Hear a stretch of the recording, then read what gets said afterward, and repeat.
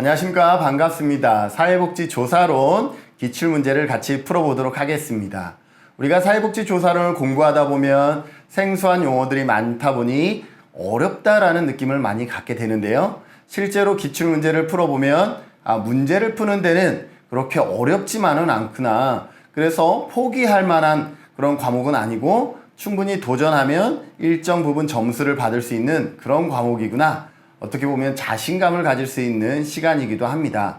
이번 시간에 2021년 19회 사회복지사 1급 사회복지조사론 기출문제를 같이 풀어보면서 우리 안에 자신감을 갖고 또 문제를 푸는 방법에 대해서 같이 우리가 학습하면 좋을 것 같습니다. 한번 볼까요? 19회 기출문제를 보면요. 개인적으로 19회 사회복지조사론 기출문제는 상당히 평이하게 나왔다. 우리가 책만 열심히 봐도 대부분의 문제가 아주 손쉽게 답을 찾을 수 있었다. 어렵거나 어렵지 않다가 중요한 것이 아니라 답을 찾을 수 있느냐 없느냐를 기준으로 했을 때 어렵지 않게 답은 찾을 수 있었다라고 개인적으로 생각이 되어집니다. 그래서 기본적인 개념만 꼼꼼하게 학습을 하더라도 문제를 푸는 데는 큰 어려움이 없었다라고 생각이 되어집니다. 반면에 20회 우리가 시험을 준비하고 있는 과정에서 20회 합격 대비를 보면요. 사회복지조사로는 매년 출제되는 영역과 내용이 크게 달라지진 않습니다. 19회 시험도 비교적 평이하게 나오다 보니까 우리가 충분히 이론 위주로 공부해도 되겠다라는 그런 생각이 있고요. 그럼에도 불구하고 어떠한 부분은 우리가 좀 강화시키면 좋으냐면 이러한 사례와 접목된 문제들, 이러한 문제들은 쉽지만 사례를 해석할 수 있는 능력이 없으면 쉽지만 답을 찾지 못하는 경우가 있어요. 그래서 사례를 통해서 답을 찾는 경우 이러한 부분들은 우리가 계속 훈련해 나가시면 좋을 것 같습니다. 19회 출제 문항수 및 키워드를 보면요. 문항수를 봤더니 1장에서 2문제, 2장에서 2문제, 4장에서도 2문제, 5장에서도 2문제, 7장에서 측정과 신뢰도, 타당도에서 3문제가 나왔고 8장에서도 2문제, 9장에서 표본 추출 방법과 표본의 크기에서 3문제, 그리고 설문지 작성 방법과 서베이에서 10장에서도 2문제 나왔고요. 우리가 꾸준하게 최근에 많이 출제되어지는 영역이 어디냐면 질적 연구입니다. 그리고 19회 문제를 봤을 때 질적 연구가 간단한 문제가 아니라 이제는 조금 더 세세하게 알아야 되는 영역들의 문제들이 나오고 있어요. 그래서 질적 연구 부분은 우리가 조금 더 신경 써서 공부해 주시면 좋을 것 같다라고 생각이 되어집니다. 어느 장 하나 문제 출제되지 않은 장이 없습니다. 그만큼 조사로는 1장에서부터 13장까지 14장은 제외하더라도요. 꼼꼼하게 살펴봐야 할 필요가 있다라고 판단이 되어집니다. 자, 1번부터 같이 살펴보죠. 사회과학의 특성에 관한 설명으로 옳지 않은 것입니다. 항상 옳은 것은 옳지 않은 것은 이 뒤에 서술어가 무엇인지에 대한 부분들을 우리가 반드시 살펴봐야 될 것 같고요. 자, 지문을 한번 읽어보겠습니다. 자연과학에 비해 인과관계에 대한 명확한 결론을 내리기가 어렵다. 맞습니다. 왜냐하면 우리 사회과학의 특징은 사회과학의 가장 큰 특징은 뭐냐면 원료가 인간이다. 이것이 가장 큰 특징입니다. 그러다 보니까 목표도 명확하지가 않고 개입 방법도 불명확하고 측정 도구도 우리가 정확한 측정 도구를 갖기도 어렵습니다. 이러한 특징들을 갖기 때문에 인과관계에 대한 명확한 결론을 내리기가 어려워요. 그래서 우리는 뭐라 그랬어요? 확률적으로. 그죠? 확률적으로 접근한다 그랬죠? 그래서 맞고요. 끊임없이 변화하는 사회 현상을 규명한다. 맞습니다. 김진은의 성격도 오늘의 성격과 1년 후의 성격은 달라질 수가 있어요. 그만큼 사회과학은 끊임없이 변화합니다. 그래서 지문이 맞고요. 관찰 대상물과 관찰자가 분명히 구분된다. 사회과학은 이렇게 분명한 부분이 거의 없습니다. 우리가 답이라고 정확하게 우리가 제시할 수 있는 부분이 거의 없다라는 것이죠. 그래서 사회과학은 이런 분명히 이러한 것이 나오면 거의 틀린 답입니다. 그래서 정답은 3번이 되겠습니다. 4번 인간의 행위를 연구하는 대상이다. 원료가 인간이기 때문에 이것도 맞죠? 사회 문화적 특성에 영향을 받는다. 그죠? 우리가 뭐예요? 생태체계 이론이라든지 구조 기능주의라든지 이렇게 사회 문화적인 특성에 영향을 받게 되는 것이죠. 그래서 정답은 3번이고요. 여기에 해설을 보면 뭐가 있냐 하면 필란델로 효과라는 게 있습니다. 이거는 뭐냐면 우리가 사회과학은 대부분 실험자와 대상자가 혼연일체가 되는 경우가 많다라는 것이죠. 그래서 관찰 대상자와 관찰자가 분명하게 구별될 수 없다라는 거예요. 자연과학에서는 분명하게 구별이 됩니다. 내가 관찰자고 이 컴퓨터가 예를 들어서 대상물이 되는 거예요. 분명히 구분이 돼요. 그러나 우리 사회과학에서는 내가 관찰을 하면서도 때로는 내가 어떻게 되는 느낌이에요? 관찰을 받는 느낌을 받게 되죠. 그러한 효과를 피란델로 효과라고 얘기를 하고 그렇기 때문에 정답은 3번이다라는 거죠. 많은 분들이 3번을 체크를 해 주셨습니다. 74%가 3번을 체크해 주셨고요. 1장 과학적 방법 조사 연구에서 기출해도 키워드를 보면 과학적 방법의 특징 및 필요성 이 부분을 우리가 자세히 살펴봐야 되고 16회, 15회, 14회, 12회 꾸준하게 출제되어지고 있는 것을 확인할 수가 있습니다. 2번입니다. 사회과학과 사회복지학에 관한 설명으로 옳은 것은 고르시오 그랬어요. 사회과학과 사회복지 전부 다 뭐예요? 문제가 있을 때, 욕구가 있을 때 그거 문제를 해결하고 욕구를 충족함의 그 목적이 있죠. 같이 봅시다. 기업. 사회복지학은 사회 문제에 대처하기 위한 학문이다. 맞습니다. 우리 사회복지는요, 문제가 있을 때 그 문제를 해결하기 위해서 접근하는 학문이다. 맞습니다.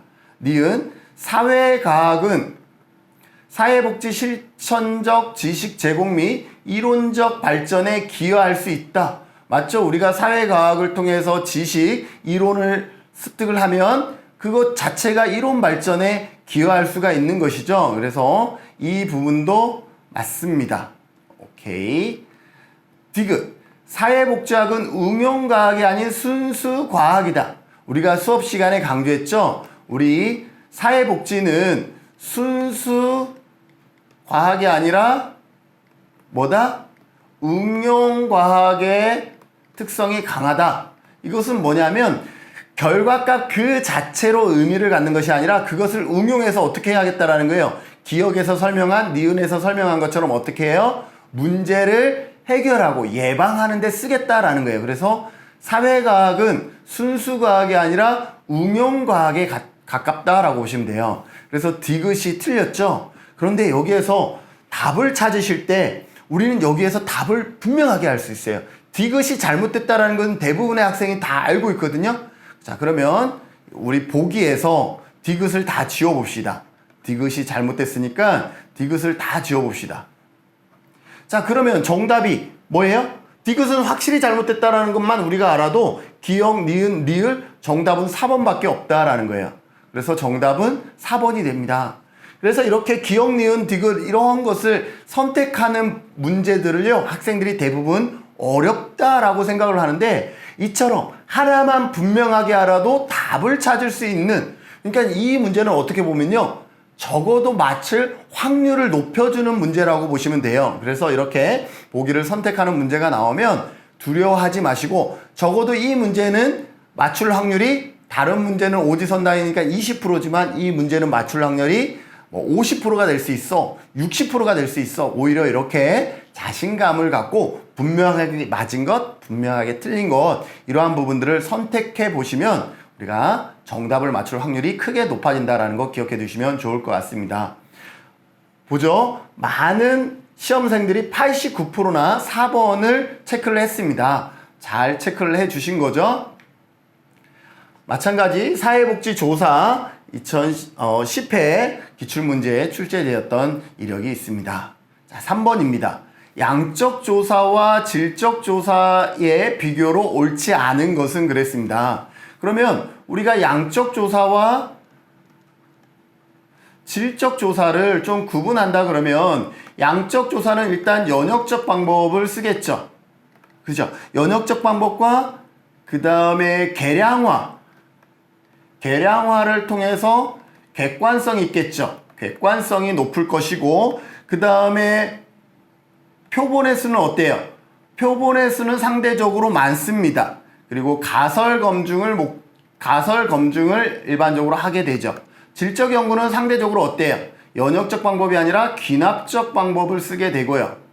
계량화가 아니죠. 그리고 계량화, 객관성이 아니라 주관성, 그리고 맥락이라는 단어를 많이 쓰죠. 상대적으로 표본은 작습니다. 관찰을 해야 되기 때문에 우리가 양적 연구는 뭐 1000명을 대상으로도 할 수 있지만 관찰은 1000명으로 대상을 관찰하는 것은 의미가 별로 없잖아요. 오히려 소수 집단을 관찰할 때 그래서 표본의 수는 작다라고 이렇게 할까요? 크기는 크다. 이런 식으로 되면 될 것 같습니다. 물론 관찰을 통해서 이루어진다라고 보시면 되겠죠. 이러한 기본적인 핵심 키워드만 우리가 기억하면 답을 찾는데 크게 어렵지가 않다라는 거죠. 자, 옳지 않는 것입니다. 1번 질적 조사에 비해 양적 조사의 표본 크기가 상대적으로 크다. 양적 조사의 표본이 상대적으로 크다 맞죠? 네, 맞습니다. 질적 조사에 비하여 양적 조사에서는 귀납법, 양적 조사에서 귀납법을 쓰나요? 아니죠. 양적 조사에서는 귀납법이 아니라 연역적 방법을 쓰기 때문에 옳지 않은 것은 2번이 정답입니다. 3번 양적 조사에 비하여 질적 조사는 사회 현상의 주관적 의미에 관심을 그죠? 질적 조사는 주관적 의미, 맥락에 관심을 듭니다. 그래서 맞습니다. 오케이. 4번 양적 조사는 가설 검증을 지향하고 여기에서 지향이라는 단어를 잘 보세요. 가끔 시험에서 지향이라는 단어를 쓸 수가 있습니다. 지향과 지향은 서로 반대되는 의미입니다. 지향은 쫓는다라는 것이 지향은 아니다라는 거예요. 그래서 가설 검증을 지향한다. 맞고요. 질적 조사는 탐색, 발견을 제한한다. 그래서 이것도 맞는 설명이 되겠습니다. 5번 양적 조사에 비해 질적 조사는 조사 결과의 일반화가 어렵다. 질적 조사는 주관적인 것이 많고 그 다음에 표본의 수도 작기 때문에 이것을 일반화하는 데는 어려움이 있습니다. 그래서 잘못된 것은 2번이다. 양적 조사는 연역적. 2번도 상당히 쉽게 출제가 되었다라는 것을 알 수가 있죠. 그래서 정답률을 보면 78%가 정답을 체크를 했습니다. 자, 질적 연구의 특성 우리가 잘 기억해 둘 필요가 있겠죠? 꾸준하게 시험에 나오고 있죠? 19회, 18회, 그리고 19에서 2문제, 18회에서도 3문제, 17회도 3문제 이렇게 상당히 많은 문항들이 질적 연구와 관련돼서 출제되어지고 있다라고 볼 수가 있네요. 그래서 여러분들 질적 연구 공부도 꼼꼼하게 잘 해주시면 좋을 것 같습니다. 사회복지 조사를 수행하는 수행 단계 저는 이렇게 여러분들에게 얘기를 했죠. 주문이 선행돼야 그 다음에 가설을 설정하고 조사 설계를 한다. 여기까지 외우면 뒷부분은 어렵지가 않으니까요. 자, 주제는 여기에 없어요. 주제가 없기 때문에 주제 다음에 문제. 그 다음에 문제가 그럼 가장 앞서 나오겠죠? 문제 다음에 선행연구인데 여기에 선행연구가 없어요. 그러면 지나가시면 돼요. 그 다음 뭐예요? 가설 설정이 나오죠? 그러면 가설 설정이 나옵니다. 자, 가설 설정 뒤에는 조사 설계가 나오죠? 그러면 조사 설계가 여기에 나오죠. 조사 설계 이후에는 뭐예요? 자료를 수집하고 수집한 것을 분석하고 분석한 것을 통해서 보고서 작성이죠. 그래서 정답은 1번이라고 쉽게 우리가 선택할 수가 있습니다. 그래서 이 부분들이 중간에 예를 들어서 선행연구 고찰이 나온다 그러면 주문, 문제 설정 다음에 가설 설정 앞에 선행연구가 됩니다. 선행연구는요 다른 말로 보면 이론이라고 보시면 돼요. 즉 가설 설정은 언제 이루어진다? 이론을 확인한 다음에 이론에 근거해서 가설 설정을 한다라고 보시면 될 것 같아요. 이러한 내용도 여러분들이 기억해 두시면 이 문제에서는 적용이 안 되지만 기타 유사한 문제에서는 충분히 주문이 선행되어져야 가설이 설정되고 조사 설계가 이루어진다. 이것이 활용될 수가 있습니다. 이 문제에서 정답은 1번이 되겠습니다. 네, 정답률 보면요. 67%. 다른 문항에 비해서 정답률이 떨어지고 있죠. 그냥 주문이 선행되면 가설이 설정되고 조사 설계가 이루어진다라고 이 하나만 외워도 맞추는 부분인데 정답률이 낮다라는 거예요. 그래서 오히려 우리는 이렇게 단순적으로 그냥 맹목적으로 암기하는 것에 오히려 더 약할 수가 있다라는 거죠. 이거는 이해를 수반하지 않고 암기를 해야 되는 부분도 있기 때문에 우리는 단순 암기에 오히려 더 약할 수 있다라는 것을 기억해서, 그렇기 때문에 주문이 선행되어져야 가설을 설정하고 뭐예요? 조사 설계가 이루어진다. 꼭 외워두시면 좋을 것 같습니다. 그래서 문제, 가설, 조사 설계가 이루어지면 그 설계에 따라서 자료를 수집하고 자료 분석해서 보고서를 작성하는 단계가 이루어진다라고 보시면 되겠습니다. 조사의 절차도요, 17회에서 나왔고 13회, 12회에서 나오고 있기 때문에 조사의 절차 문제 여러분들이 꼼꼼하게 봐주시면 좋을 것 같습니다. 자, 5번입니다. 5번. 다음 관로 안에 알맞는 내용으로 옳은 것은 그랬는데요. 우리 변수의 종류 우리가 배웠었죠? 자, 변수의 종류 봅시다. 우리가 독립변수 배웠고요. 그 다음에 종속변수 배웠습니다. 그리고 또 뭐 배웠죠? 매개변수 배웠고, 그 다음에 조절변수도 배웠습니다. 조절변수. 또 뭐 배웠을까요? 우리가 외생변수. 네. 외생변수 배웠고요. 억압변수도 배웠습니다. 억압변수. 그 다음에 뭐 통제변수? 네, 통제변수. 이러한 부분들을 배웠죠. 생각나는 대로 배웠는데, 이 독립변수는 항상 A이면 B다 해서 앞에 A죠. 그래서 이것은 원인 변수라고 얘기를 하죠. 종속 변수는 결과 변수라고 하죠. B에 해당되는 것이고요. 매개 변수는 어때요? A면 B다 해서 A가 C를 거치고 C가 B에게. 그래서 이 매개 변수 C는 뭐예요? 독립 변수의 종속 변수가 되고 종속 변수에는 다시 독립 변수가 되는 형태가 매개 변수이고요. 조절 변수는 A가 B로 갈 때 C가 조절을 해주는데, 이 조절 변수에는 강도나 세기, 방향, 정도 이러한 단어가 나오면 조절 변수에 가깝죠. 외생 변수는 어떤 것이죠? 관계가 없는데 관계가 있는 것처럼 보이게 하는 변수를 외생 변수라고 합니다. 무릎이 쓰시면 비가 온다? 원래 관계가 없는 것인데, 원인이 아닌 것인데도 불구하고 기압이라는 친구가 마치 무릎이 쓰시니까 비가 오는 것이 원인인 것처럼 그렇게 느끼게 해주는 것을 외생 변수라고 우리가 배웠죠. 억압 변수는 반대예요. 관계가 있는데 관계가 없는 것처럼 보여주는 것, 이것이 억압. 관계를 억압시켰다 그래서 억압 변수예요. 그러니까 관계가 있는데 억제시켰기 때문에 억압 변수라고 보는 거예요. 통제 변수는 이러한 독립 변수, 종속 변수에 영향을 미치는 독립 변수 외에 실제로 통제한, 예를 들어서 외생 변수나 억압 변수를 실제로 통제했다 그러면 그 변수를 뭐라 그래요? 통제 변수라고 한다라고 보시면 되겠습니다. 자, 문제를 풀까요? 독립 변수 앞에서 독립 변수의 영향, A면 B다에 A가 독립 변수인데 이 앞에 또 변수가 있대요. 그러면 이건 뭐가 되겠어요? 앞에 있기 때문에 이거를 선행 변수라고 합니다. 그래서 기억은 선행 변수라고 보시면 되고요. 독립 변수의 결과인 동시에 종속 변수의 원인이 되는, 우리가 C죠. 매개 변수. 매개 변수가 어떠해요? 이 매개 변수 C는 독립 변수의 결과이면서 종속 변수의 원인이 되고 있죠. 그래서 여기는 매개 변수라는 것을 우리가 손쉽게 찾을 수가 있고요. 다른 변수에 의존하지만 다른 변수에 영향을 미칠 수 없는 변수, 이것을 우리는 종속 변수라고 합니다. 의존한다, 영향을 미칠 수 없다, 종속 변수. 여러분들 다른 용어로 설명되어졌으니 이렇게 또 설명되어질 수 있다는 거 기억하시고요. 독립 변수와 종속 변수에 모두 영향을 미치는 제3의 변수, 이것을 우리는 외생 변수라고 합니다. 제3의 변수, 기압이 어디에 영향? 여기에도 미치고 여기에도 영향을 미쳤잖아요. 그죠? 여기에도 영향을 미치고 여기에도 영향을 미쳐서 미치는 변수, 제3의 변수, 외생 변수다 라고 보시면 되겠습니다. 그러면 순서대로 고르면 선행 변수가 1번에 있고요. 두 번째는 매개 변수, 세 번째는 종속 변수, 네 번째 외생 변수. 그래서 정답은 5번이 되겠습니다. 정답을 확인해 볼까요? 정답률 67%. 그래도 많은 학생들이 정답을 선택을 해 주셨습니다.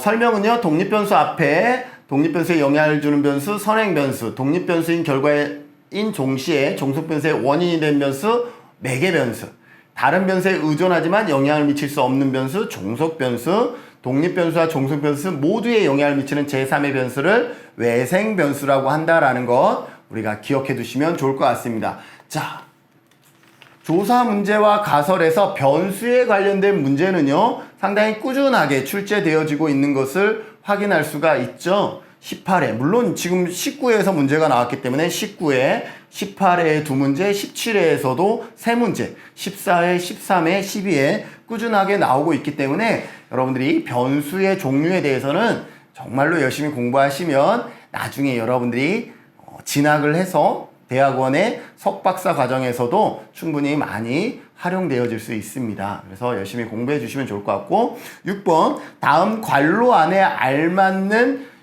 조사 유형을 모두 나열한 것은 그랬습니다. 같이 볼까요? 일정한 시간 간격을 두고 연구 대상을 표본을 반복적으로 조사했다. 시간 간격을 두고 반복적으로 조사한 것을 우리는 뭐라 그래요? 종단 연구라 그럽니다. 종단 연구. 시간을 기준으로 하면 우리가 횡단 연구와 종단 연구가 있는데, 종단 연구는 적어도 2회 이상 연구를 하는 것이죠. 이 종단 연구에는 3가지가 있다 그랬어요. 패널 연구. 패널 연구는 같은 대상을 반복해서 하는 거죠. 그러면 대상자의 상실도 있을 거고, 또 이 같은 대상을 계속 추적해야 되니까 비용이 많이 들어가겠죠. 두 번째는 동년배 조사가 있습니다. 동년배 조사는 코호트라는 단어도 우리가 쓰고 있는 것이고, 예를 들어서 58년 개띠의 인식조사 이런 부분들을 하면 58년, 올해도 58년 개띠 100명을 하시고 또 10년 후에도 58년 개띠 100명을 조사를 하면 되는데, 이 두 대상은 동일하지 않다. 물론 개 중에 동일한 대상자가 있어도 상관은 없지만 동일함에 목적을 두지 않아도 된다라는 것이죠. 대상자가. 다음 뭐가 있죠? 패널, 동년배, 그 다음에 경향조사가 있죠. 경향은 예를 들어서 대학 신입생 인식조사. 이 경향은 어때요? 신입생은 올해 기준으로 신입생과 내년 기준의 신입생은 달라지겠죠? 그래서 신입생이라는 경향은 같지만 대상자는 달라질 수밖에 없죠. 그래서 종단조사는 패널, 동년배, 경향 이 3가지가 있다라는 거 기억해 두시면 좋을 것 같습니다. 그런데 너무 간단한 시험이죠. 동년배 조사가 나왔고 나머지 2개를 괄호를 쳤어요. 그러면 패널과 뭐게 되겠어요? 동년배가 있으니까 경향이 안 나왔죠? 그래서 정답은 1번이 되겠습니다. 네, 90%나 이거는 정말 간단한 문제였네요. 종단 연구는 패널 조사와 동년배 조사와 경향 조사가 있다라는 것, 그것을 우리가 알면 될 것 같습니다. 그래서 일정한 시간 간격을 두고 연구하는 것을 뭐라 그런다? 종단 연구라고 하고, 종단 연구에는 패널, 경향, 동년배 조사가 있다라는 거 기억해 두시면 좋을 것 같습니다. 조사의 유형은요, 목적에 따라서도 나눌 수가 있죠. 목적에 따라서 탐색적 조사냐, 기술적 조사냐, 설명적 조사냐, 그리고 시간을 기준으로는 종단이냐, 횡단이냐, 그리고 대상자를 대상으로 하면 전수조사냐, 표본조사냐, 단일 사례냐, 이런 식으로 우리가 무엇을 기준으로 나누느냐에 따라서 조사 유형은 다양화될 수 있기 때문에 각각의 내용들을 우리가 꼼꼼하게 공부해 두시는 게 좋을 것 같고요. 18회, 16회, 15회, 14회 상당히 반복적으로 출제되어지고 있는 것을 확인할 수가 있습니다. 7번입니다. 다음 관로 안에 알맞는 내용으로 옳은 것은 그랬습니다. 자, 내적 타당도를 높이기 위해서는, 내적 타당도는 다른 말로 하면 뭐예요? 인과관계예요. 인과관계. 자, 인과관계. 자, 인과관계를 높이기 위해서는 뭐뭐 위에 다른 변수가 뭐뭐에게 개입할 조건을 통제해야 된다. 이것을 우리가 통제할 수 있는 변수, 외생 변수는 어떻게 하는 게 좋아요? 통제하는 게 좋죠. 자, 외생 변수는 어떤 거죠? 독립 변수. 독립 변수 위에 다른 변수가 뭐에게? 종속 변수에게 영향을 미치는 것을 우리는 어때요? 통제하면 좋은 것이죠. 그래서 여기에서 우리가 배운 단어로 하면 독립 변수와 종속 변수인데요. 이 독립 변수는 같은 이름이 있죠. 별명이 있죠. 원인이 A면 B이다이기 때문에 앞에 원인이라고 해서 원인 변수라고 될 수 있고, 종속 변수는 뒤에 따라오기 때문에 결과 변수라고 해도 다르지 않은 거죠. 같은 이름이잖아요. 그래서 이것이 다르지 않다라는 거 기억해 두시고, 여기에서요 또 내적 타당도를 높이기 위한 방법에는 뭐가 있죠? 무작위 할당, 그리고 배합, 짝짓기, 그 다음에 통계적으로 통제하는 것. 이 세 가지가 있습니다. 내적 타당도를 높이기 위한 방법이 이거고요. 그 다음에 외적 타당도를 높이기 위한 방법은 여기는 무작위 할당이에요. 무작위 할당이라는 것은 통제 집단과 실험 집단과 통제 집단을 각각 같은 속성끼리 나누는 거예요. 랜덤으로 나누는 것이고, 배합과 짝짓기는 실험과 통제를 랜덤은 아니지만 같은 속성대로 이렇게 나누는 것을 배합과 짝짓기. 그러니까 무작위 할당과 배합과 짝짓기는 같은 기능을 한다라고 보시면 돼요. 외적 타당도는 뭐에 관한 얘기였죠? 일반화에 관한 얘기였습니다. 일반화에 관한 경우는 표집이 잘 되면 좋죠. 표집이 잘 되면 되기 때문에 이 외적 타당도를 높이기 위해서는 어떻게 한다? 무작위 표집을 해야 된다라는 거죠. 무작위 표집의 대표적인 방법이 뭐예요? 확률 표집 방법이 있습니다. 그래서 이것을 기억하시고, 그리고 또 외적 타당도를 높이기 위한 또 하나의 방법은 뭐냐면 플라시보, 위약 효과라 그러죠. 플라시보 통제 설계를 해주시면 됩니다. 그래서 요 두 가지 시험에도 자주 나오기 때문에 요 두 가지를 혼돈하지 않으셨으면 좋을 것 같아요. 내적 타당도를 높이기 위한 방법에 무작위 할당이 아니라 무작위 표집이 들어가는 경우가 있어요. 그래서 요 무작위 할당은 내적 타당도, 무작위 표집 또는 확률 표집은 외적 타당도를 높이기 위한 방법이다라는 걸 우리가 기억해 두시면 좋을 것 같습니다. 그러면 외적 타당도를 높이기 위해서는 뭐가 되는 거예요? 무작위 표집. 무작위 할당 아니죠. 무작위 할당은 아니에요. 무작위 표집인데 할당이 두 개 아니고, 무작위 표집이 없는데 무작위 표집의 대표적인 방법이 확률 표집 방법입니다. 그래서 얘 두 가지가 되는 것이죠. 그리고 표본은 어떻게 하는 게 좋아요? 간을 조금만 먹어보는 것보다는 그래도 많이 떠서 먹어보는 게 훨씬 더 일반화하기가 용이하죠. 그래서 표본의 크기는 크게 해야 된다라고 보시면 될 것 같고, 기억은 원인 변수, 니은은 결과 변수입니다. 그래서 원인, 결과. 정답은 1번이 되겠습니다. 역시 한 69%의 학생이 답을 찾고 있습니다. 그래서 지금 여기에 설명된 내용들을 다시 한번 여러분들 읽어보시면 큰 도움이 될 것 같습니다.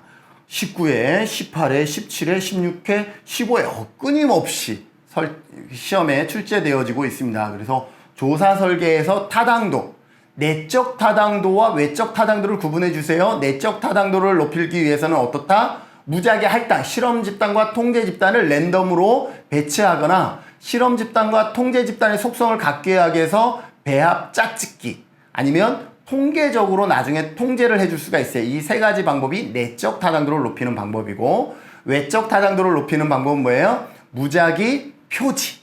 무작위 표집 방법에는 가장 대표적인 게 뭐예요? 확률 표집 방법이 있다라는 거예요. 확률 표집 방법에는요, 무작위 표집과 체계적 계통과 그 다음에 충합 표집과 이런 것들이 있어요. 그러니까 이러한 집락 표집까지 이 부분을 여러분들이 잘 기억해, 연동해서 같은 개념이구나 이렇게 생각해 주시면 좋을 것 같습니다. 8번, 측정에 관한 설명으로 옳지 않은 것은, 자, 측정은 뭐죠? 측정은 뭐였어요? 값을 부여하는 것이었죠.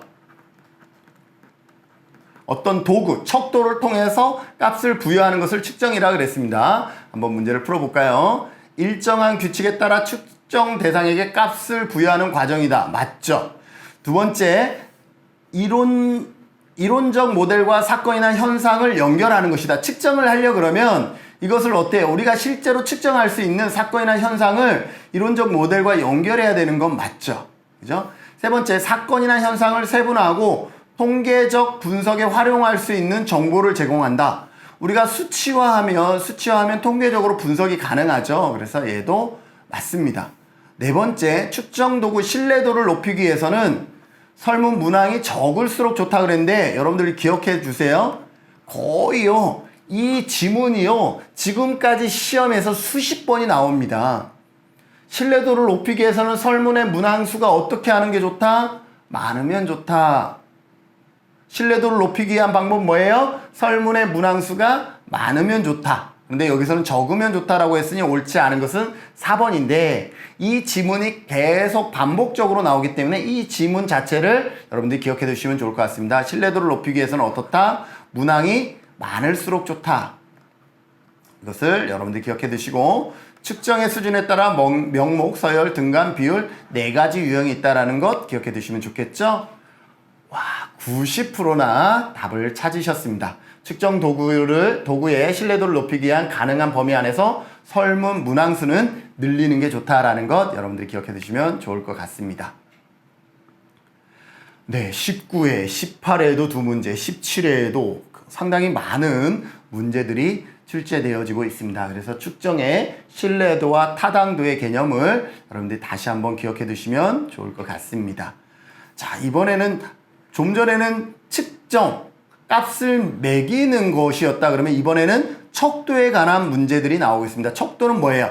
척도는 도구에 관한 것이죠. 척도를 우리가 배울 때 어떤 척도가 있다 그랬죠? 보시면 명목 수준의 척도가 있다 그랬고 그 다음에 서열 수준의 척도가 있다 그랬습니다. 서열 수준의 척도에는 어떤 게 있다 그랬어요? 평정 척도가 있고 총합 평정이 있고 그죠? 뭐 어휘 분화라든지 뭐 이러한 부분들도 있었고 또 우리가 알 수 있는 리커트, 여기서 중요한 리커트 척도는 5점 리커트는요 원래 서열 척도입니다. 그런데 우리가 비율이나 등간으로 이용하고 있을 뿐이지 리커트 척도는 서열 척도라는 것도 여러분들이 기억해 두시면 좋을 것 같고, 그러면 등간하고 비율 척도 있는데 기억나시나요? 등간 비율 척도로 우리가 배웠던 거. 네, 서스톤 척도. 서스톤 척도 하나만 기억하시면 되겠죠? 이게 등간 비율이다. 서스톤 척도를 알기 위해서는 반드시 사전 검사를 해야 된다. 사전 검사를 통해서 뭐다? 척도치,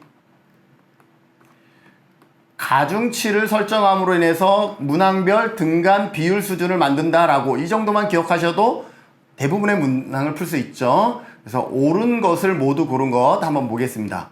명목 척도는 응답 범주에 서열이 없는 척도이다. 서열이 없죠. 명목 수준에서만 이루어지는 거기 때문에 맞습니다. 그래서 옳은 것은 기억은 옳은 것이죠.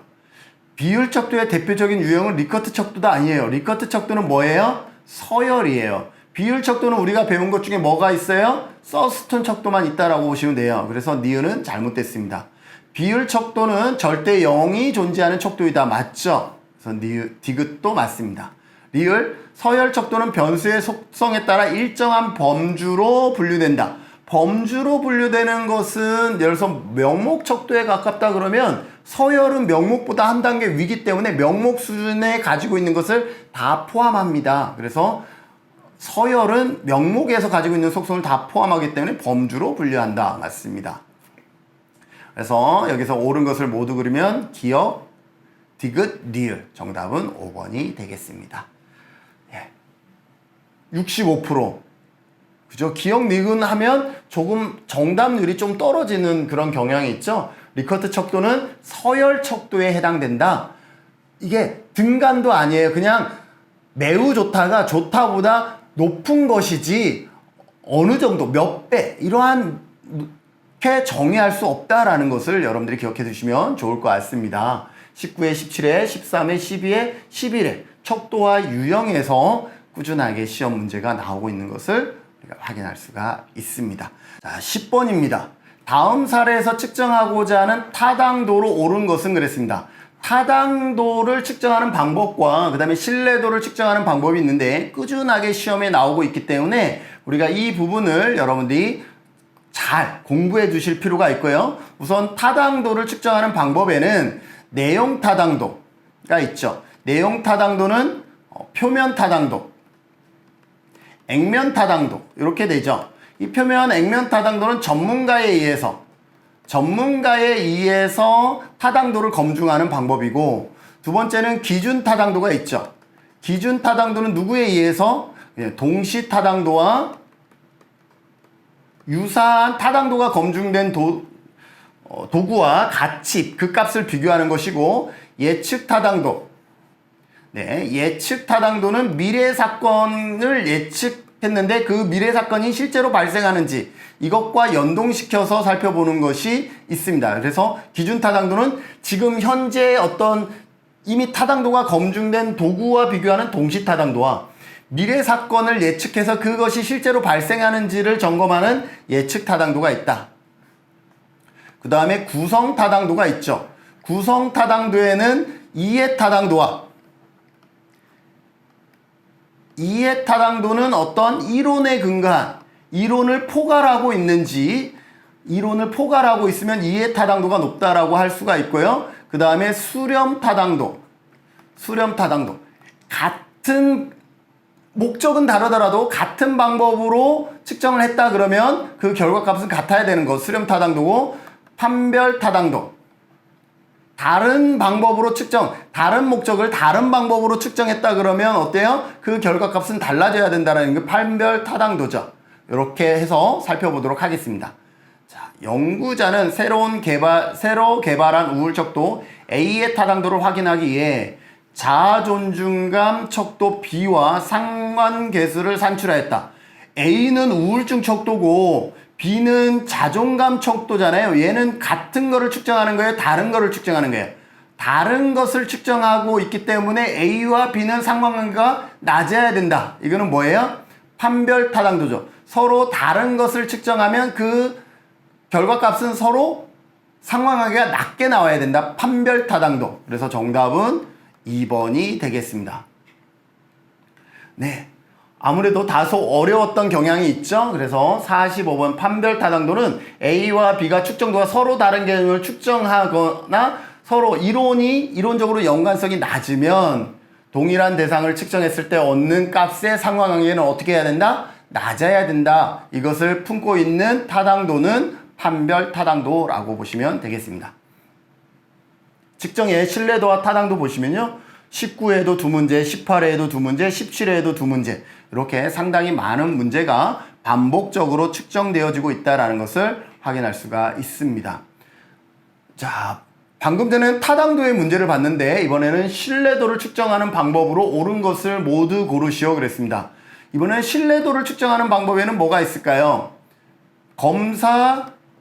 재검사법이 있습니다. 여기에서 재검사법이라고 하는 것, 이거는 같은 도구를 반복해서 측정을 해서 그 값을 비교하는 것이죠. 그러다 보니까 검사, 재검사는 뭐가 있어요? 시험 효과가 발생한다라는 것이죠.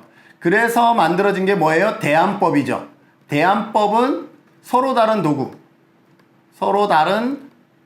도구를 사용함으로써 이 시험 효과, 테스트 효과를 상쇄시킬 수가 있죠. 근데 문제는 서로 다른 도구가 반드시 있어야 된다라는 것이 문제가 될 수 있죠. 그래서 나온 게 뭐예요? 내적 일관성 분석 방법입니다. 내적 일관성 분석 방법에는요, 반분법과 크롬바 알파가 있습니다. 내적 일관성이라는 것은 그 안에서 신뢰도를 구한다라는 것이죠. 그래서 반분법은 그 문항 안에서 반으로 나누어서 그 반의 상관관계를 보는 것을 반분법이라 그러는데, 여기에서 문제는 뭐예요? 반으로 나누는 경우의 수가 너무 많다라는 것이죠. 그래서 어떤 경우에는 상관관계가 높게 나오지만 어떻게 나누면 또 상관관계가 낮게 나올 수 있죠. 그래서 나온 게 뭐예요? 크롬바 알파죠. 크롬바 알파는 통계 패키지를 통해서 반으로 나눌 수 있는 모든 경우의 수를 통계가 알아서 평균을 내줘서 그 값을 비교하는 방법을 크롬바 알파라고 얘기를 합니다. 자, 그러면 신뢰도 측정하는 방법으로 옳은 것은 그랬는데 검사 재검사 있었고 대안법 있었고 반분법이 있었고 내적 일관성 있었습니다. 그래서 모두 고른 것은 이 모든 것이 신뢰도를 분석하는 방법에 해당됩니다. 그래서 정답은 5번이 되겠습니다. 그래서 여기에 보면 신뢰도, 재검사법, 대안법, 반분법, 내적 일관성이 있었고요. 우리가 앞 문항에서 봤던 타당도를 측정하는 방법에는 내용 타당도, 기준 타당도, 그 다음에 구성 개념 타당도가 있습니다. 그래서 이해, 집중, 판별 타당도, 우리가 두 문제를 항상 이 부분은 반복해서 공부해 두시면 좋을 것 같습니다. 측정의 신뢰도와 타당도 19의 두 문제, 18에 17에 꾸준하게 나오고 있다는 것 여러분들이 기억해 두시면 좋을 것 같고요. 다음이 설명하는 척도로 옳은 것은 이러한 문제는 따로 설명할 것이 없습니다. 여기에 보면 두 형용사가 앞뒤로 배치가 되어 있죠. 행복하다, 행복하지 않다가 아니라 불행하다. 그래서 서로 다른 양극을 의미하는 형용사가 앞뒤로 배치되어서 이렇게 분석하는 방법을 뭐라 그래요? 의미분화, 어휘적 분화 척도라고 얘기를 합니다. 그래서 이 부분은 우리가 단순하게 이렇게 되면 서로 다른 형용사를 앞뒤로 배치해서 그 안에서 수치를 측정하는 방법은 뭐다? 어휘적 분화 척도다라는 거 기억해 두시면 좋을 것 같습니다. 다른 말로는요, 의미 분화 척도라고도 합니다. 그래서 형용사를 정하고 양극단에 서로 상반되는 형용사를 배치하여 그 속성에 대한 평가를 내리는 방법이다라고 보시면 되는데, 이거 정말 쉬운 문제였어요. 쉬운 문제인데도 불구하고 다른 어떠한 것이 있지 않을까라고 생각해서 정답률이 44%밖에 되지 않습니다. 이렇게 해서 이러한 부분들은 그냥 딱 암기하고 그냥 넘어가셔도 될 것 같습니다. 자, 척도화 유형에 대해서 17회, 19회, 17회, 13회, 12회, 11회, 10회 이렇게 반복 출제되어지고 있으니 척도화의 유형에 대해서도 우리가 꼼꼼하게 살펴보시면 될 것 같습니다. 여기 17회 여기만이 아니라 우리 앞쪽에 보면 아까 척도의 문제 나왔었잖아요. 서스턴 척도 이런 부분들이 나왔었기 때문에 많은 문제들이 출제되어지고 있다는 것을 알 수가 있습니다. 표본의 크기.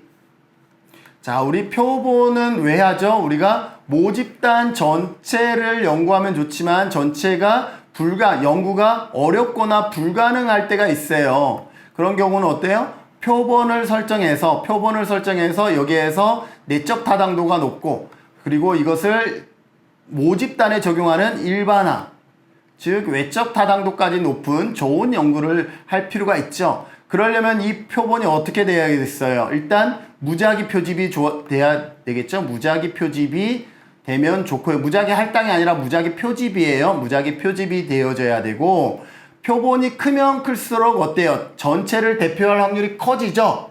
그죠? 간을 많이 보면 많이 볼수록 전체의 맛을 우리가 논하기가 편하겠죠. 그래서 그러한 특징들이 있다. 그래서 답을 봅시다. 1번, 표본의 크기가 클수록 시간과 비용이 많이 들어간다. 당연하죠. 10명을 하느냐, 100명을 하느냐, 1000명을 하느냐, 표본이 크기가 크면 클수록 어때요? 시간과 비용은 많이 들어갑니다. 그래서 맞습니다. 신뢰 수준을 높이려면 표본의 크기도 커져야 한다. 맞습니다. 신뢰 수준을 높이려면 이 맛을 우리가 제대로 평가하려고 그러면 표본의 크기를 어떻게 하는 게 당연히 크게 하는 게 좋겠죠. 그래서 이것도 맞고요. 3번, 표본의 크기가 증가하면 표본 오차도 커진다 그랬는데, 표본의 크기가 증가하면 아무래도 전체를 대변할 확률이 크잖아요. 그래서 표본 오차는 어떻게 된다? 작아진다. 당연하겠죠. 표본의 크기는 크면 클수록 일단 좋은 거예요. 나쁜 거라 그러면 이런 거죠. 시간과 비용이 많이 들어가는 거 빼고는 표본이 크면 좋은 거예요. 그렇기 때문에 표본 오차는 어때요? 좋은 거기 때문에 낮아진다. 그래서 옳지 않은 것은 3번이 되겠습니다. 모집단이 이질적인 경우, 모집단이 이질적이면 더 많은 표본을 해야 되겠죠. 그래야 이질적인 속성들을 다 우리가 분석에 적용할 수가 있으니까요. 이질적인 집단인데 조금만 했으면 어때요? 하나의 색을 가지고 있는 사람들만 분석하게 될 수 있죠. 그러면 일반화가 떨어지겠죠. 그래서 이질적인 경우에는, 모집단이 이질적인 경우는 표본의 크기를 늘려야 한다. 맞습니다. 같은 표본 추출 방법을 사용한다면 표본의 크기가 클수록 대표성이 높다. 이것도 우리가 맞다라고 할 수가 있겠죠. 그래서 정답은 3번인데 약 65%가 정답을 찍었습니다. 맞췄습니다. 표본의 크기가 증가하면 표본 오차는 작아진다라고 기억해 두시면 좋을 것 같습니다. 자, 표본의 크기와 표본 오차 17회, 16회, 14회, 13회, 12회 반복 출제되어지고 있기 때문에 이 부분도 여러분들이 놓치지 않고 꾸준하게 공부를 해주시면 좋을 것 같습니다. 이번 14번입니다. 질적조사에서 일반적으로 사용되는 표본 추출 방법으로 옳지 않은 것은 그랬습니다. 여기에서요, 우리가 질적 방법은 이론적 표본 추출이 있다 그랬죠. 가장 많이 사용되어지는 근거 이론에서 많이 사용되어지는 이론적 표본 추출과 눈덩이 표본 추출은요, 질적 조사에서도 나오고 양적 조사에서도 나옵니다. 그러니까 눈덩이는 둘 다 나오는 거예요. 헷갈리시면 안 돼요. 극단적인 사례는 뭐냐면 말 그대로 어떤 극단치를 가지고 있는 사례를 찾으면 좋고, 최대 변이는 뭐냐면 극과 극, 양극을 가지고 있는 그러한 표본을 추출하면 좋다라는 거예요. 양극을 다 표본을 추출하면 좋다라는 거예요. 그래서 정답은 2번입니다. 2번 집락 표집은 어디에 있어요? 우리가 양적 조사에 보면 우리가 확률 표집 방법이 있다 그랬고 비확률 표집 방법이 있다 그랬죠. 확률 표집 방법에는 다시 뭐가 있다 그랬어요? 무작위 표집이 있고 체계적 표집이라고도 하고요. 체계적 개통 표집이라고도 합니다. 그 다음에 충합 표집이 있고요. 그 다음에 집락 표집이 있습니다. 비확률 표집 방법에는요, 편입 표집과 유입 표집, 그리고 우리가 충합, 할당 표집 있죠? 할당 표집과 여기에 보이는 눈덩이 표집이 있습니다. 이렇게 나눠주시면 돼요. 근데 눈덩이 표집은 아까도 말했듯이 질적과 양적에 다 있으니까 이것은 정답이 될 수 없는데, 집락은 어디에 있어요? 양적 표집 방법 중에 확률 표집 방법의 하나로서 집락, 군집 표집이 있다라고 보시면 되겠습니다. 그래서 정답은 2번이 되겠습니다. 네, 정답률이 43%, 절반을 넘지 못하고 있죠. 그래서 이 내용, 방금 설명했던 내용들을 여러분들이 보시고 질적 연구에서의 표집 방법도 우리가 다시 한번 복습해 볼 필요가 있을 것 같습니다. 네, 19회, 18회 표집 방법, 17회, 16회, 15회. 그런데 여기에서 표집 방법은요, 9장의 표집 방법이라기보다는 어디에서 우리가 살펴볼 수 있냐면 13장인가요? 우리 질적 연구에서 살펴보는 것이 더 맞다라고 생각이 되어집니다. 그래서 지금 설명되어졌던 내용들은요, 질적 연구에서의 표집 방법을 별도로 공부하실 필요가 있습니다. 자, 내용 분석입니다. 내용 분석이라는 것은 신문이나 어떠한 이미 나와 있는 기존의 자료를 분석을 하는 것인데, 어떻게 분석하는 거냐면 기존의 자료들을 수치화해서 양적으로 분석하는 거예요. 제가 분석했던 학술지에 냈던 논문 중에 어떤 게 있냐면 장애에 대한 용어를 신문에서 어떻게 표현하고 있는지를 내용 분석을 한 적이 있어요. 그러면 저는 어떻게 하느냐? 장애에 대한 용어를 예를 들어서 지적장애를 썼던 신문이 있는가 하면 정신지체라는 단어를 썼던 신문이 있고, 그리고 최근엔 이런 단어 쓰지도 않는데 박약이나 이러한 단어를 쓰는 경우가 있어요. 이것들을 신문의 기사를 다 읽어서 몇 번을 썼는지, 어느 신문사가 이러한 박약이라는 단어를 몇 번을 썼는지 이것을 다 세서 수치화하는 거예요. 그런 다음에 어떻게 해요? 그런 다음에 양적 분석을 하는 것을 내용 분석이다라고 보시면 되겠습니다. 자, 그래서 옳지 않은 것은 이네요. 그래서 옳지 않은 것을 우리가 같이 살펴볼 필요가 있습니다. 자, 내용 분석에 관한 설명으로 옳지 않은 것을 모두 고르면 기존 자료에 의존하기 때문에 연구의 범위가 무제한적이다. 아니요. 기존의 자료가 있는 것에서 연구가 가능하겠죠. 그러니 무제한이 아니라 어떻게 보면 제한적이죠. 제한적. 기존의 자료가 있어야 되기 때문에 제한적이다라고 볼 수가 있고요. 선정 편향이 발생할 수 있다. 어떻게 될 수 있을까요? 선정 편향이 발생될 수가 있다. 이거는 좀 애매하긴 한데요. 내가 어떠한 자료를 뽑느냐에 따라서 발생할 수가 있죠. 예를 들어서 내가 아까 신문 분석을 했다 그랬는데 신문에서 특정한 어떤 정치색을 가지고 있는 신문을 발췌를 했다 그러면 아마 내용들이 그 정치적인 성향에 많이 따라가겠죠. 그러면 그 자체가 이 신문은 좋다 또는 나쁘다로 귀결되기 때문에 선정 편향이 발생할 수 있다. 그래서 맞다라고 보시면 될 것 같고요. 연구 대상자의 반응성을 배제할 수 있다. 맞습니다. 왜냐하면 내용 분석이란 내가 신문을 읽는데 이 신문이 나한테 어떤 작용을 주는 건 아니죠. 반응성이라는 건 이거예요. 내가 실제 사람을 면접을 보고 있다라고 하면 어떻게 되겠어요? 반응성이 생겨요. 어떤 반응성이냐? 내가 질문하면서 면접 대상자는 나의 표정을 보면서 대답을 바꿀 확률이 높죠. 그리고 나 역시도 면접 대상자가 얘기하고 있는 것을 내가 임의적으로 약간 내 뜻대로 해석해서 적을 수가 있죠. 이러한 과정에서 반응성들이 각각 생기는데 내용 분석은 이미 인쇄화된 내용이기 때문에 우리 사이에 그런 반응성이 생길 수가 없어요. 그래서 연구 대상자의 반응성을 배제할 수 있다. 맞습니다. 리을, 기존 자료를 활용하는 질적 조사이기 때문에 가설 검증이 필요하지 않다? 아니요, 내용 분석은 아까 뭐라 그랬어요? 질적 자료를 양적 자료로 분석하는 것이죠. 질적이라 그러면 여기에서 뭐 신문이라든지 책이라든지 이러한 거죠. 양적 조사의 특징은 뭐예요? 가설을 설정해서 검증하는 거잖아요. 그죠? 가설 검증에 있죠. 내용 분석은 양적 분석을 취하고 있기 때문에 가설 검증이 이루어진다라고 보시면 되겠습니다. 그래서 잘못된 설명입니다. 그래서 정답은 니은과 디귿이 되겠습니다. 옳지 않은 것이네요. 죄송합니다. 그러면 기역과 리을이 되겠습니다. 기역과 리을 3번이 정답이 되겠습니다.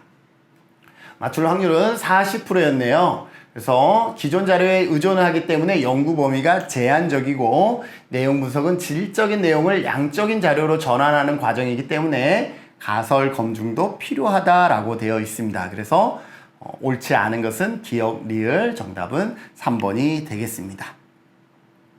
내용 분석 18회, 17회, 16회, 14회, 13회, 12회, 11회에서 계속 반복되어지고 있네요. 그래서 내용 분석도 상당히 문제가 자주 출제되어지고 있는 경향이 있습니다. 그래서 내용 분석도 우리가 다시 한 번쯤 살펴볼 필요가 있겠네요. 자, 여기에서 16번입니다. 외부 사건을 통제할 수 있는 실험 설계를 모두 고른 것은 외부 사건을 통제할 수 있다는 것은요. 쉽게 보면 우리가 실험 설계에서 실험 집단과 통제 집단이 있느냐, 그리고 이것을 이왕이면 랜덤으로 뽑았느냐, 이것을 보면 좋겠죠. 실험 집단과 통제 집단이 있으면서 무작위 할당했느냐, 이거는 할당이죠. 무작위 할당은 외적 타당도를 높이는 거예요? 내적 타당도를 높이는 방법이에요? 무작위 할당은 내적 타당도를 높이는 방법이다. 여러분들 반복해서 기억해 두시죠. 자, 그러면 통제 집단, 솔로몬 4집단 설계는 어때요? 이건 실험 집단과 통제 집단을 모두 갖는 거죠? 뭐예요? 통제 집단, 사전, 사후 설계, 플러스 통제 집단, 사후 설계. 그래서 여기에 두 개, 총 4개의 설계를 가지고 있는 것을 솔로몬 4집단이라고 그러는데 통제가 있는 것이죠. 그래서 기억은 통제할 수 있습니다. 단일 집단이라는 것은 뭐예요? 말 그대로 단일이기 때문에 뭐가 없어요? 통제 집단이 없는 거예요. 여기도 마찬가지 단일이기 때문에 통제 집단이 없어요. 그래서 니은, 디귿은 외부 사건을 통제할 수가 없습니다. 통제 집단이 없기 때문에. 리을은 통제 집단 사후 검사 설계. 여기에서 통제 집단 사후 검사 설계 마찬가지 통제 집단이 있고 무작위 할당을 하기 때문에 외부 사건을 통제할 수가 있죠. 그래서 모두 고르면 기역과 리을이 되겠습니다. 그래서 정답은 2번이 되겠습니다. 55%가 맞췄네요. 외부 사건은 사전검사와 사후검사 사이에 발생하는 통제 불가능한 사건을 의미하는데 통제 집단 사전 사후 설계 사전 검사를 실시하지 않고 사후 검사를 통해서 집단 간의 차이를 측정하러 사전 검사 사후 검사 사이에 외부 사건을 통제할 수 있고 솔로몬은 내적 타당도가 가장 좋은 설계이기 때문에 당연히 통제할 수가 있겠죠.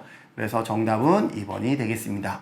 실험 설계 유형별 특징 19회, 18회, 17회, 16회, 15회, 14회 상당히 많은 문제들이 출제되어지고 있다는 것을 우리가 기억해 두시면 좋을 것 같습니다.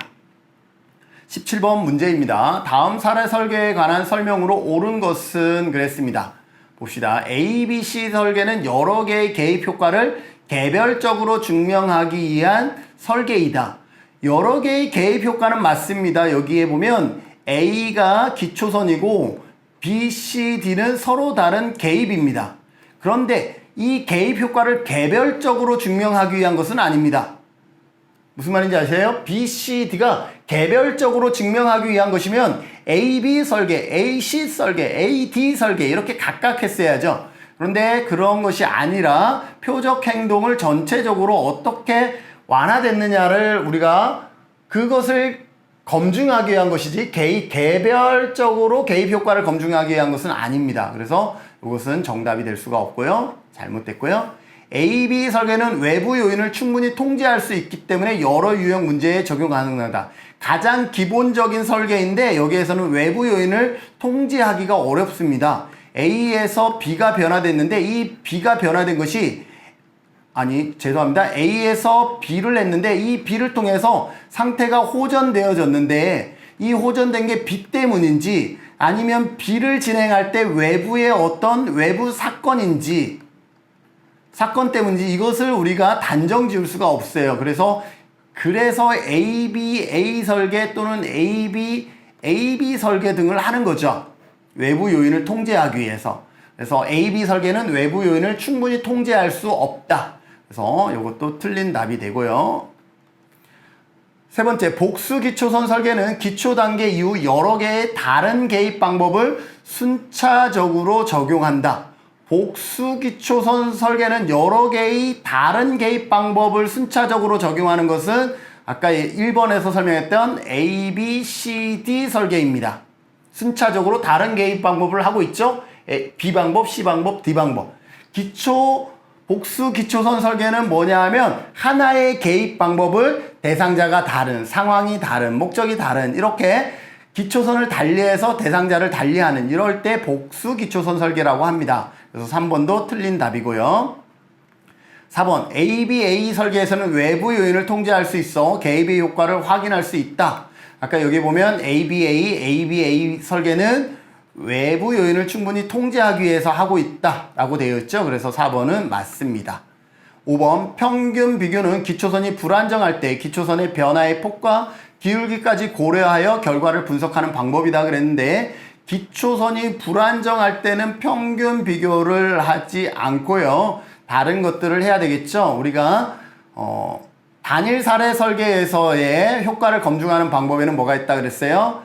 파동과 그 다음에 경향, 수준들이 있습니다. 파동이라는 것은 A, B인데 파동이 컸다가 뭔가 개입했는데 파동이 작아졌어요. 그러면 요거는 수준으로 보면 같지만 파동으로 보면 효과가 있다라고 할 수가 있죠. 경향이라는 것은 우상향하는데 프로그램 개입했더니 우하향했다. 경향이 바뀌고 있죠. 그러면 효과가 있다라고 할 수가 있고 수준이라는 것은 어때요? 약간 이렇게 수준이 기초선이 불안정할 때가 아니라 안정될 때 이 수준과 이 수준을 비교하는 것이죠. 그래서 평균 비교는 기초선이 불안정할 때가 아니라 안정됐을 때 보통 많이 사용하는 방법이다라고 보시면 되겠습니다. 그래서 여러분들 정답률이 상당히 떨어졌습니다. 31%. 오답 1번을 체크했던 분들과 4번을 체크했던 비율이 같아요. 1번에서 사람들이 많이 넘어졌던 것은 뭐냐면 여러 개의 각기 다른 방법을 개입하는 것은 맞으나 이 개입 효과를 개별적으로 증명하는 것은 아니에요. 이것을 통해서 표적 행동 하나가 변화되는지 아닌지 이걸 보는 거예요. 그래서 오해하지 않으셨으면 좋을 것 같습니다. 그래서 정답은 4번이 되겠습니다. 자, 단일 사례 설계 유형은요, 시험에 자주 출제되진 않지만 사회복지 실천론 쪽에서 오히려 더 시험에 나올 수가 있어요. 그래서 그 부분 기억해 두시고 17회 그리고 10회에 시험에 나왔었다라는 것 여러분들이 살펴봐 주시면 될 것 같습니다.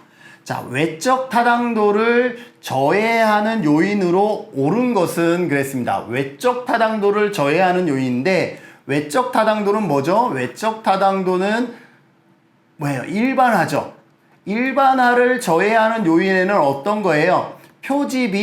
표집에서 어떠한 표집, 무작위 표집이 안 됐거나 그 다음에 가실험, 플라시보, 가실험 효과가 발생하거나 이럴 때죠. 그래서 나머지를 봅시다. 실험 대상의 탈락. 이거는 어디에서 우리가 배웠어요? 내적 타당도의 저해 요인의 외부 사건. 이걸 역사라 그러죠? 역사. 까마귀 날자 배 떨어지는 것처럼 역사, 실험 대상자가 탈락하는 현상, 통계적인 회귀, 개입의 확산 및 모방. 이거는 여러분들이 잘 생각하시면 우리가 조사론 앞부분에 배웠던 내적 타당도를 저해하는, 다른 말로 인과관계를 잘못 검증할 수 있는 그러한 요인에 해당되는 것이고, 연구 참여자의 반응성, 그러면 일반화에서 무작위 표집이 안 됐거나 여기에 반응성도 있겠네요. 반응성으로 인해서 일반화가 어려울 수 있어요. 반응성은 뭐라 그랬어요? 내가 실험을 하는데 실험 대상자들이 나 김준은 교수님 좋아해 라고 생각해서 내가 원하는 답만을 반응했어요. 내가 원하는 답 쪽으로만 체크를 해준 거예요. 그러면 어때요? 거기에서 반응성이 있어서 여기에서는 어떻게 설명될 수 있지만 나머지 친구들에게는 설명될 수가 없잖아요. 그래서 어떤 표집의 문제라든지 반응성 그리고 가실험 효과 이런 것이 발생하면 어떻다? 외적 타당도가 떨어진다. 일반화가 떨어진다. 그래서 외적 타당도를 높이는 방법에는 뭐가 있다 그랬어요? 무작위 표집을 해야 되고 가실험, 플라시보, 통제 설계를 하면 좋다라고 얘기를 했었죠. 그 이유가 바로 이것 때문인 거죠. 그래서 여러분들 같이 기억해 두시면 좋을 것 같습니다. 정답률 42%입니다. 외적 타당도의 저해 요인으로는 표본의 대표성, 그리고 연구 환경과 절차, 실험 조사에 대한 반응성, 그죠? 반응성, 그리고 가실험 효과 등이 있다라고 보시면 되겠습니다. 그리고 나머지는 모두 다 내적 타당도를 저해하는 요인이다라고 보시면 되겠습니다. 네, 조사 설계의 타당도 보면 19회, 18회, 16회, 17회, 16회, 15회 엄청 많은 문제들이 계속 나오고 있습니다. 그래서 타당도와 신뢰도 이 부분은 여러분들이 반드시 숙지하고 넘어가시면 좋을 것 같습니다. 다음에 설명하는 근거 이론의 분석 방법인데요. 질적 연구 방법이 최근에 시험에 많이 출제되어지고 있는데 더불어서 문제의 수준이 계속 깊어지고 있다라는 느낌을 저는 떨칠 수가 없습니다. 그래서 질적 연구에 대해서 여러분들이 계속 그 공부의 깊이를 좀 더 깊게, 기출문제 수준에서 좀 더 깊게 이렇게 공부해 주시면 좋을 것 같습니다. 여기에 보면요, 근거 이론에는요, 이렇게 측정하는 방법에는 뭐가 있냐면 개방 코딩과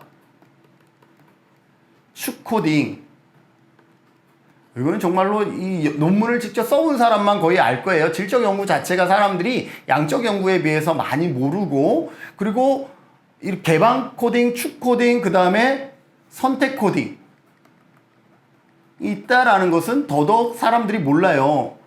그런데 여러분들은 아셔야 되겠네요. 시험에 이렇게 버젓이 출제되어지고 있으니, 개방 코딩이라는 것은 우리가 면접을 하게 되면 그분이 사연들을 쭉쭉 나열하잖아요. 그러면 이 한 줄 단위 아니면 문단 단위로 여기에다가 개념화하는 거예요. 그래서 개방 코딩을 다 적는 거예요.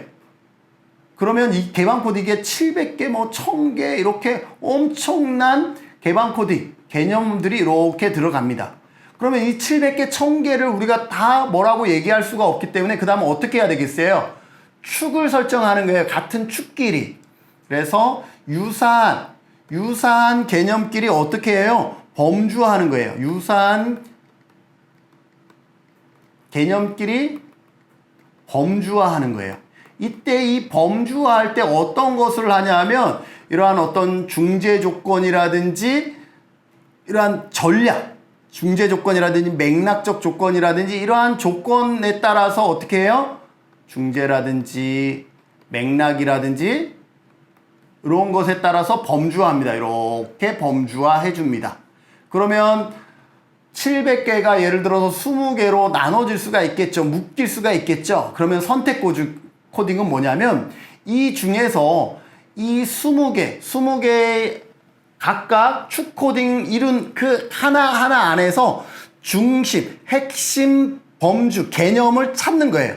여기에서 20개가 이렇게 어디 갔을까요? 여기에서 20개가 하나의 이렇게 범주로 묶였어요. 축 코딩에 의해서. 그러면 여기에서 핵심되는 범주가 뭔지, 여기에서 핵심이 뭔지에 대해서 이거를 찾아 나가는 거죠. 그러면 이게 선택 코딩이 되는 거죠. 그럼 어때요? 처음에는 잘게 쪼개고 축 코딩은 그것을 동일한 개념, 어떤 중재나 맥락 안에서 동일한 개념끼리 묶습니다. 이걸 축 코딩이라 그래요.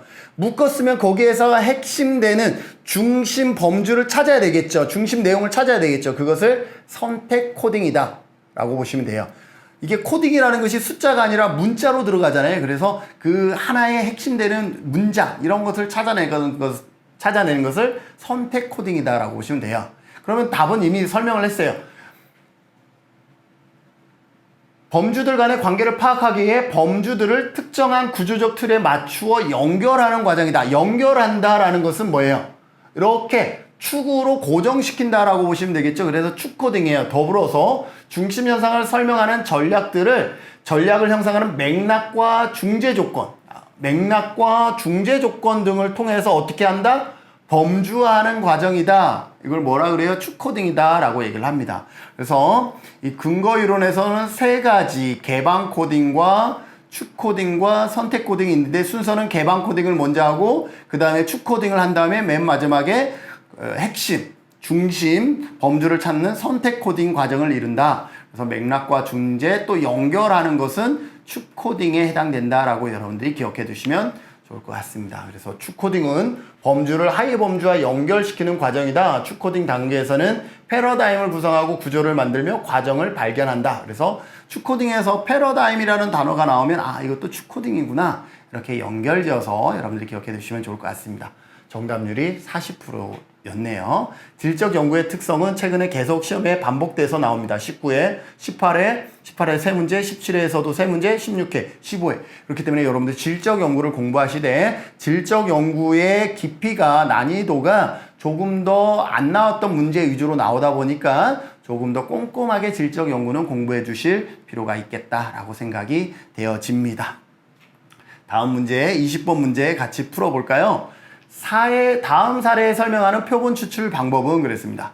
사회복지사들은 감정 노동 정도를 조사하기 위해 설문조사를 실시했고 표본은 전국 사회복지관에 근무하는 사회복지사를 대상으로 연령 30대 미만, 30대에서 50세, 50세 이상을 고려하여 연령 집단별 각각 100명씩 총 300명을 임의 추출했다. 임의 추출 별표, 집단별 별표 여기에 보면 답을 이미 찾을 수가 있습니다. 정답은 할당 표본 추출인데요.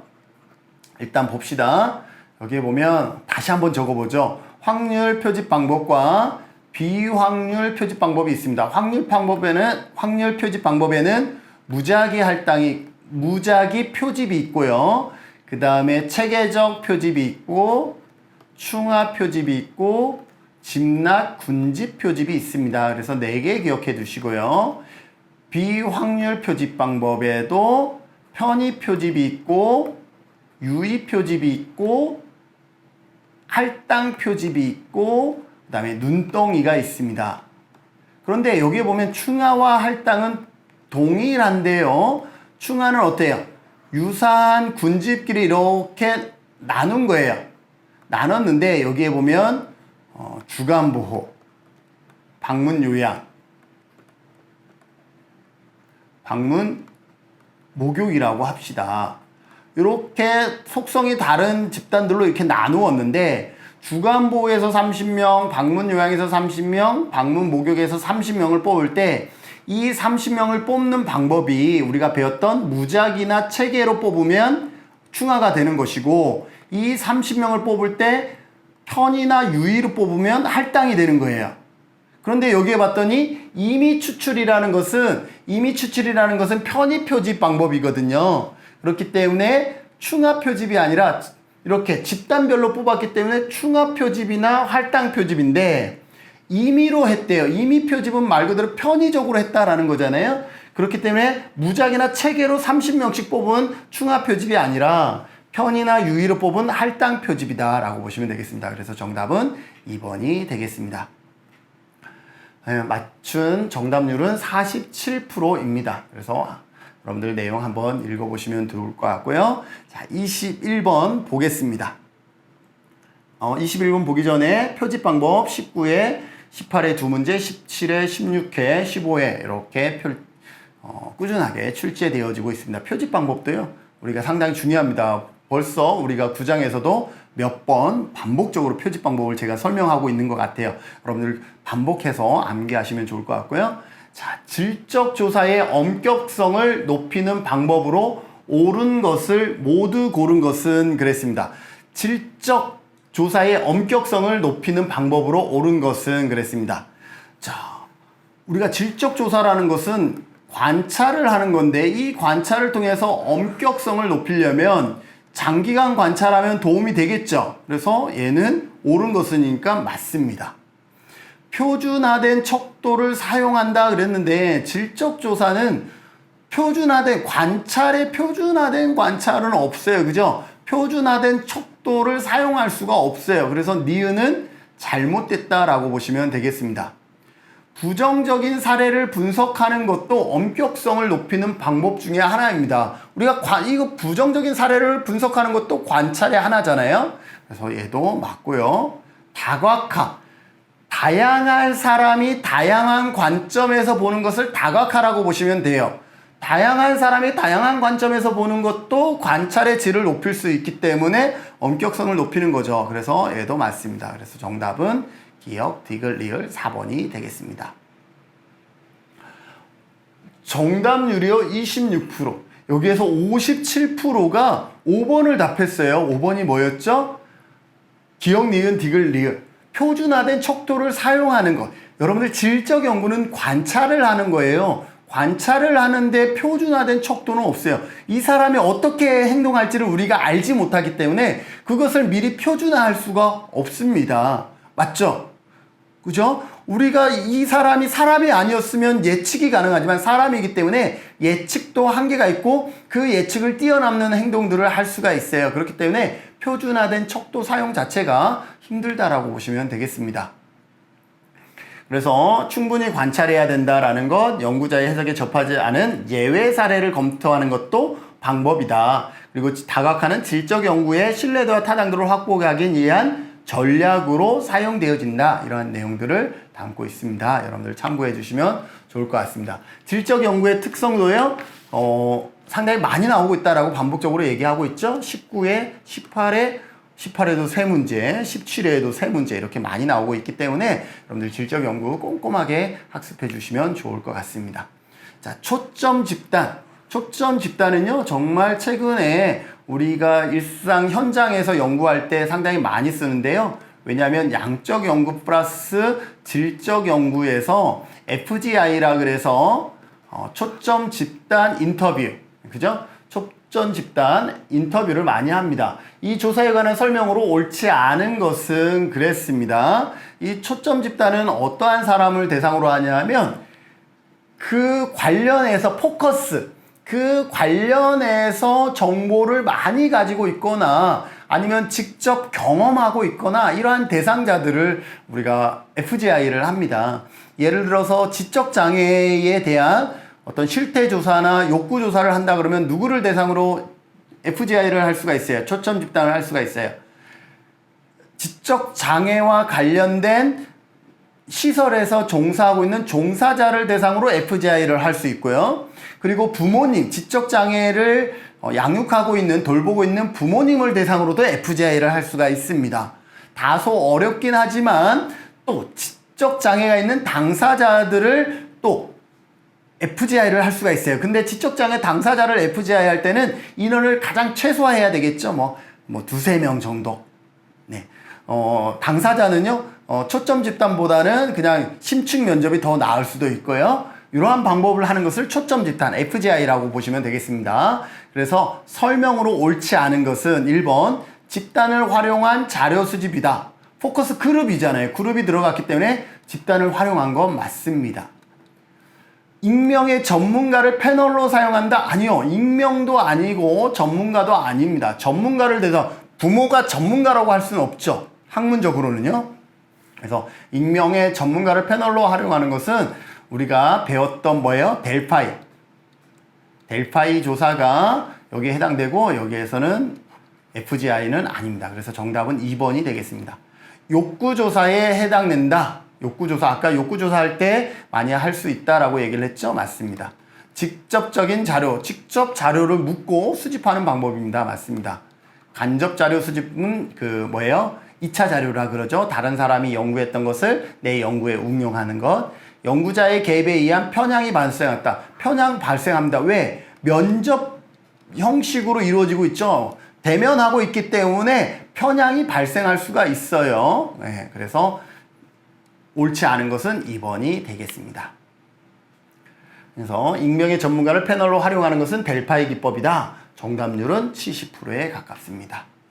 욕구조사 16회, 15회, 14회, 13회 최근에는 좀 적었지만 그래도 과거에 꾸준하게 출제되어지고 있는 영역이라는 거 여러분들이 기억해 두시면 좋을 것 같습니다. 자, 23번 문항을 보겠습니다. 설문지 작성 방법에 관한 설명으로 옳은 것은 그랬는데요. 개방형 질문은 미리 유형화된 응답 범주들을 제시해 놓은 질문 유형이다 그랬는데 개방형 질문은요, 이런 응답 범주가 없는 경우에 응답 범주가 있는 경우는 폐쇄형 질문이라고 얘기를 합니다. 예를 들어서 당신은 무지개색 중에 어떤 색을 좋아하세요? 라고 질문하면 개방형 질문이에요? 폐쇄형 질문이에요? 정답은 맞죠. 폐쇄형이죠. 왜? 무지개 색깔은 7개로 딱 정해져 있죠. 빨주노초 파남보.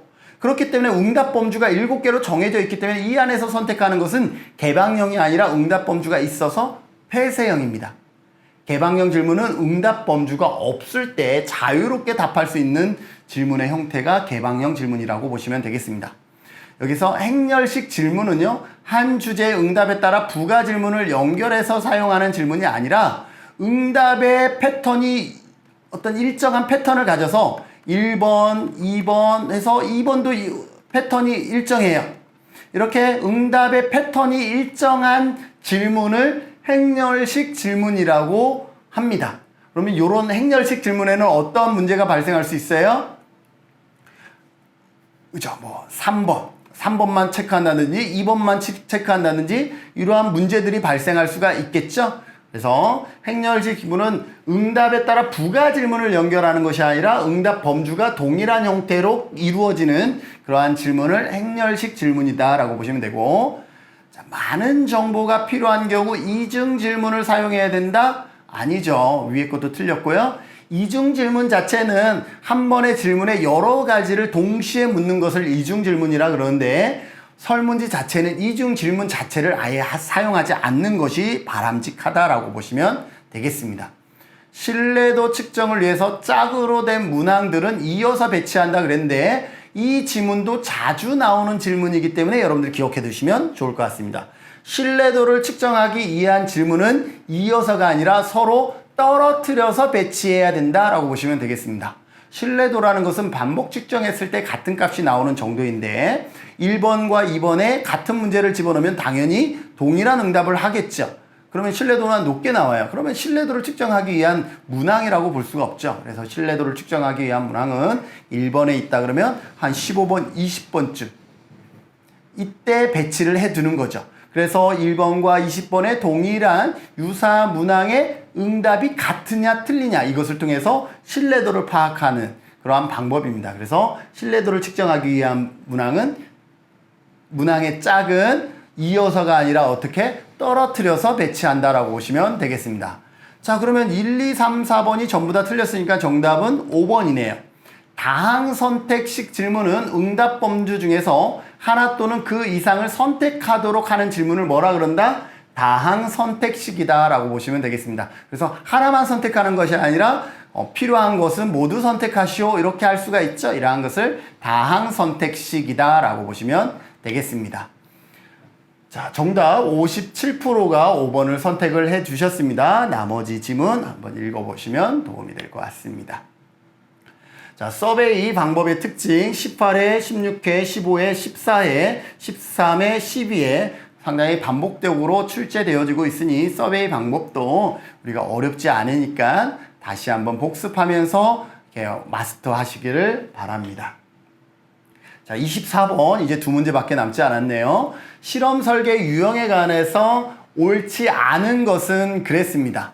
자, 봅시다. 다중시계열 설계. 다중시계열 설계는 어때요? 단순 시계열 설계는 이러한 도식을 갖는다 그러면 다중시계열은 뭐까지 있는 거예요? 통제 집단까지 있는 것을 다중이라 그럽니다. 이거는 하나만 있으면 단순 시계열 설계인데 다중은 통제 집단까지 있는 것을 다중시계열 설계입니다. 그래서 통제 집단을 설정하지 않는다가 아니라 설정했죠. 그래서 여기 지문은 틀린 지문이 되는 것이고 단일 집단 사전 사후 설계는 검사 효과를 통제하기 어렵다.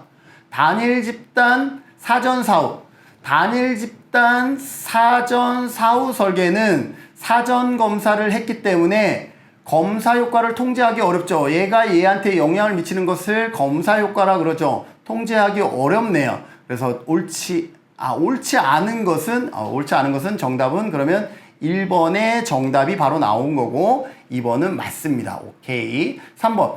통제 집단 사후 검사 설계는 사전 검사의 영향을 배제할 수 있다. 왜냐하면 통제 집단 사후 설계는 어때요?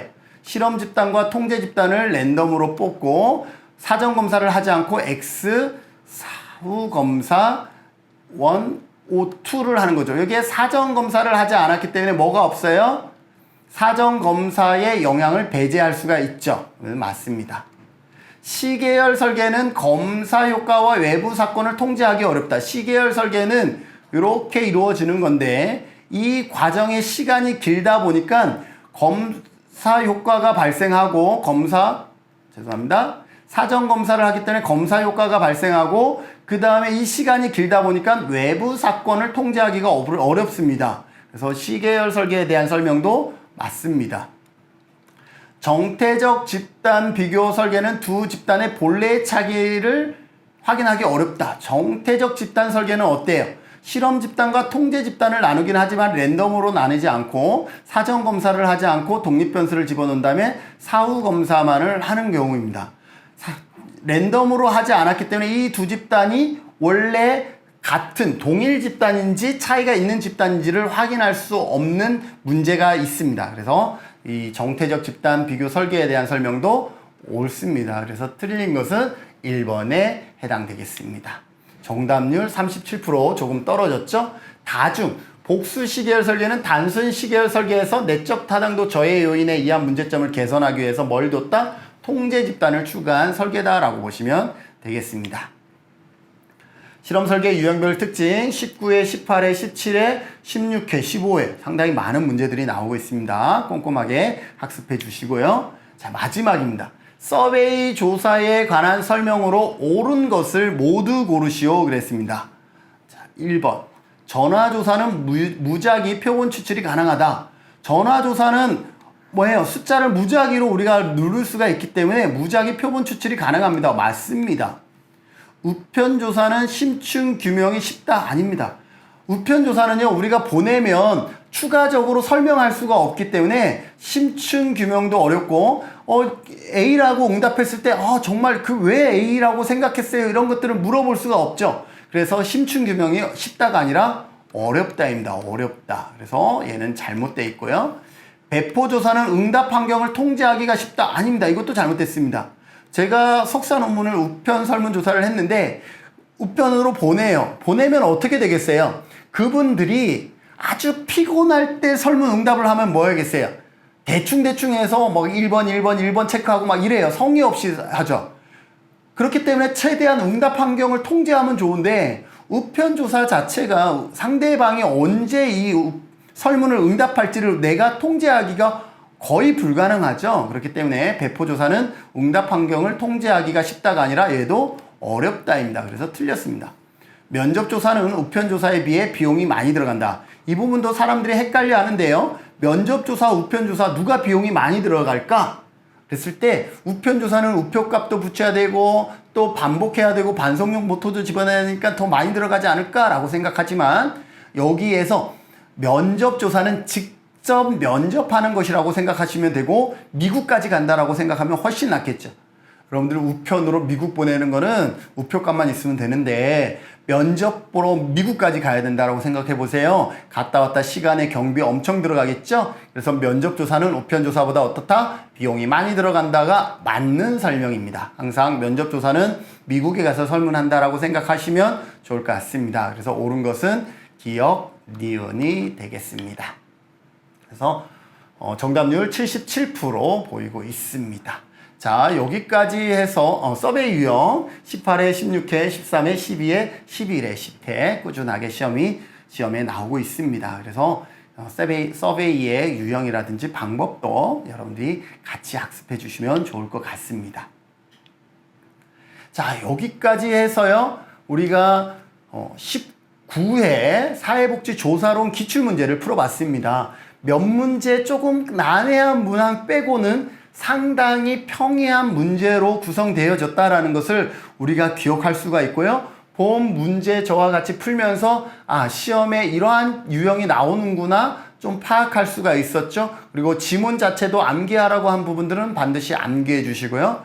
여러분들이 여기서 착각하지 말아야 될 부분은 19회는 좀 더 쉽게 출제되었던 경향이 있다라고 생각을 하셔서 이 수준보다는 한 수준 더 깊숙이 공부할 것을 여러분들에게 당부드리면서 이번 19회 사회복지조사론 기출문제 풀이는 여기서 마치도록 하겠습니다. 수고하셨습니다.